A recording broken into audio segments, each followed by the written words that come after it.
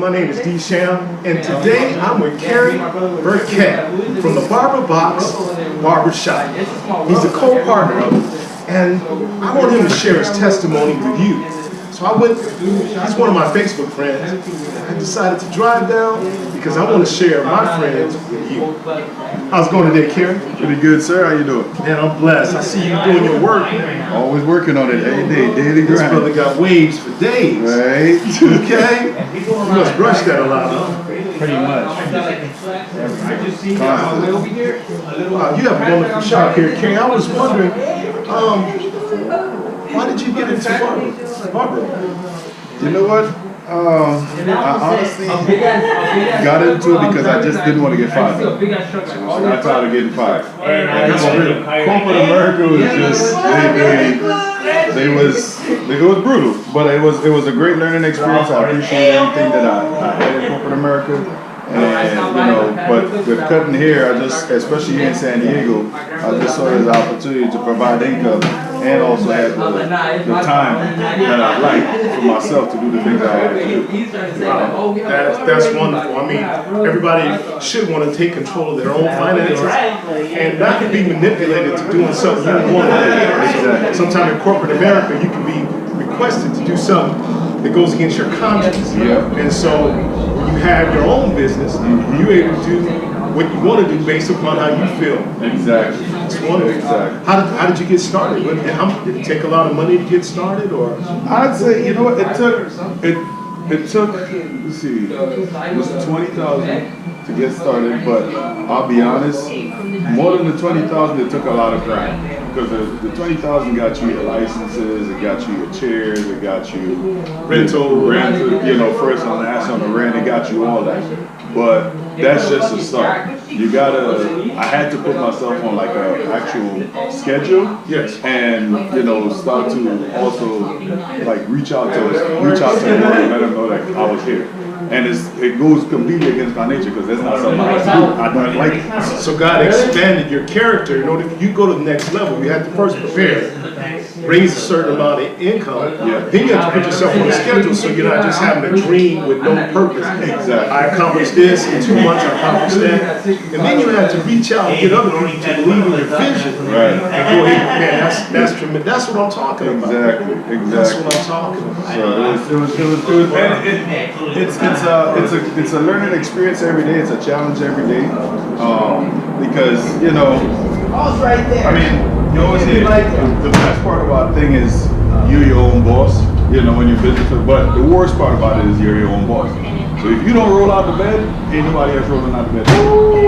So you got to get up and go get it. And you just have to have that mentality about it. But not just a get up and get it mentality, but a get up and have fun mentality. I'm going to have fun. I'm going to have a lot of fun. I'm going to have fun getting this guy TV ready. I'm going to have fun, making somebody's day a little bit brighter. I'm going to have fun giving this kid this brand new haircut or whatever. I'm going to help one of the guys, with whatever little situation we got going on. We get to have fun doing it. Man, it's not a jury thing. I heard, and I want to quote Tiffany Haddish.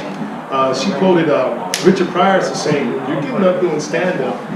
You're not up there to make somebody laugh. You're up there to have fun. If you're having fun, telling jokes, they're having fun. So if you're having fun, getting this guy picture ready, and you're getting him lined up pretty tight, right? Then you feel rewarded. So that's actually, I would say, you're ministering to him.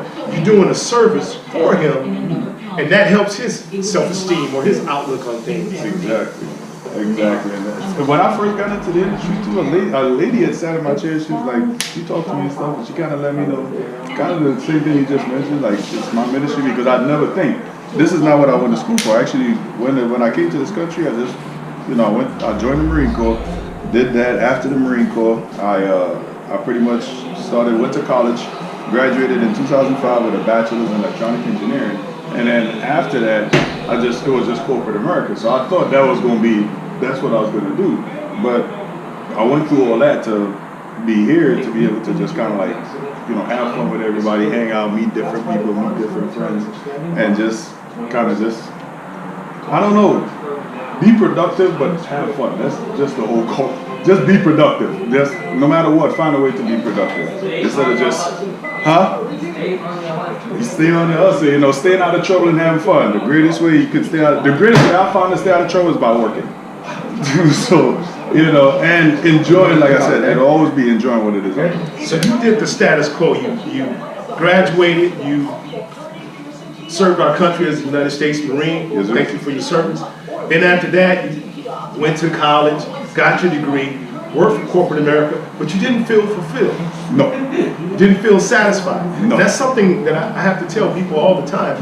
I don't care how much money you're making, even if you're making 6 or 7 figures. If you don't feel fulfilled and satisfied, you're in the wrong profession. Yeah. And a profession that you don't feel happy at the end of the day, that you don't feel like you've impacted somebody's life at the end of the day, you're wasting your time as a person of purpose. I believe we're all here for a purpose. And God has instructed us and given us particular gifts. But until we listen to that inner voice, then we'll never get started. And I always see your quotes when I see on Facebook. You're always praising God. You always say positive quotes. And that inspired me. You know, I get up, you know, pretty early every day, and I try to inspire people. But when I hear that coming back from different sources, that makes me want to reach out. So that's why I said I need to come down, because I want the people that I know to know you, so they can come and they can come and patronize your business. I want the people I know, I want them to come down to the Barber Box in San Diego, California, and I will put the link, the address, the phone number, so you can connect with my brother.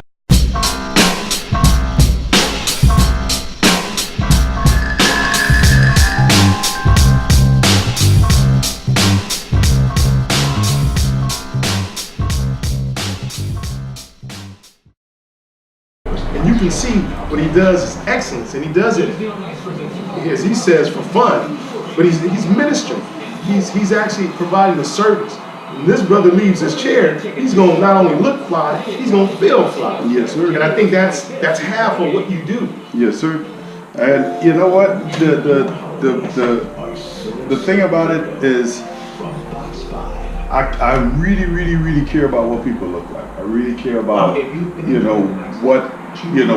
what they expected from me as a barber.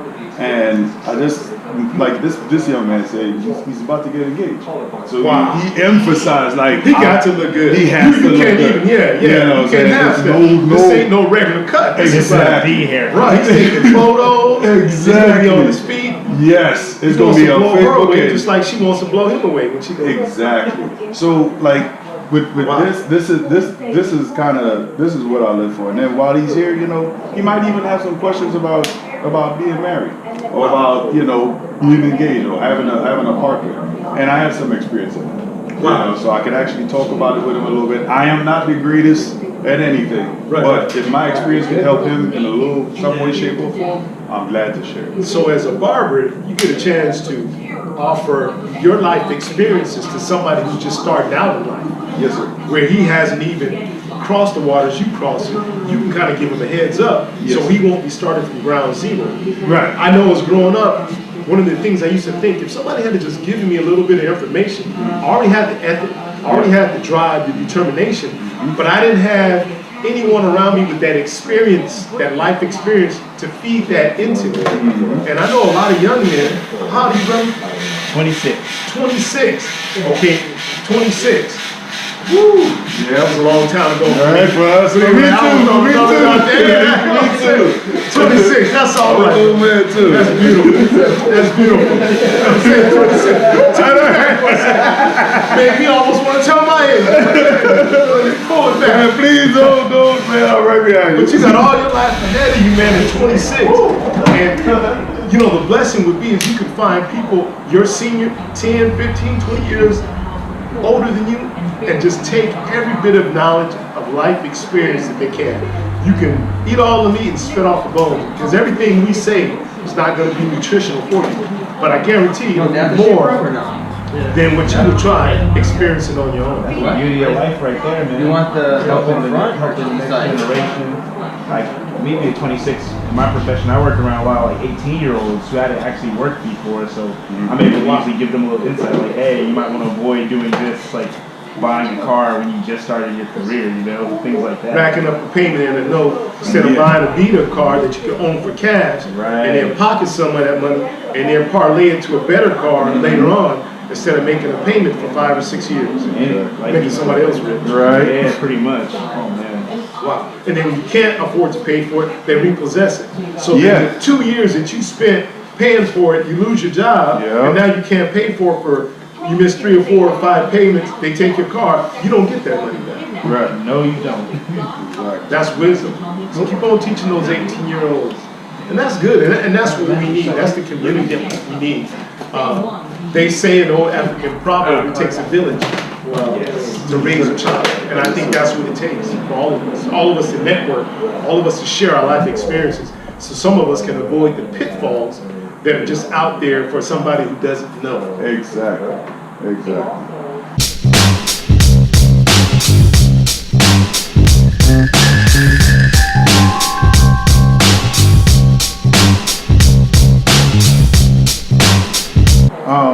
One of the things I'd like to say as far as like the positivity, that has to be like really at the front of, I'd say for anybody, because I think it all starts like right here.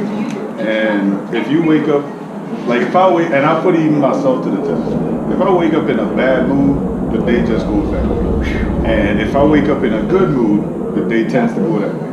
And even if I woke up in a good mood and things still went bad, sometimes my attitude follows it. That thing that went bad, but I learned that, all right, you're in control. So you get to control your attitude. So you're gonna let that affect you, or you're gonna, look at it and take the lessons from it and keep moving forward. And that's pretty much what I try to do every single day. And that's kind of what gets every morning I wake up. You have my card, Bruce? Yeah, all right. And I try to Let me mark it for you. I don't have like, you still have my number then. So what do you do? Just bring it to me next time and then I can mark it for you? Or do you want to take one? Help somebody else. And if I feel like it helped me, I'm like gonna be if there. that quote, that one quote, or that one passage or whatever. Well, if anything, I'll hook you up with some jelly. That's where I'm responding to one. Thanks, Bruce. You know what I'm saying?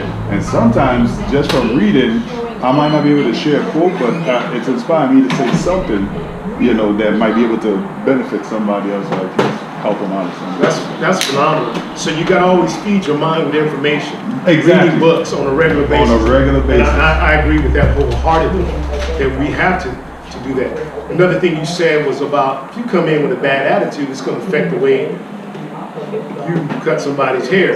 So we definitely need you to be a good attitude. At all times. I don't want you to be I think I saw on Barbershop the movie. Yeah. The young lady had a bad attitude. Dude didn't even want to sit in a chair. He's like, no, I'll just go ahead and wait. Yeah. Because you get to and you can't apologize because you only get one shot with hair. Wow. Didn't know that. You only get one shot with it. It's the one canvas in life that you only get one shot at, so you're forced to be your best at all times. That's good pressure. I love it. That's a Jordan type of pressure. You have to be on your game at every time. Exactly. That's wonderful. Exactly. Well, Kerry, thank you, man. I appreciate your time. I'm going to scan your shop and show all the brothers here just doing their work, man. This is a beautiful shop. Thank you. And we work hard. I appreciate your time. I know, man. And that's what it takes. Just go ahead and scan so everybody can see. I'm going to give the address and all the information.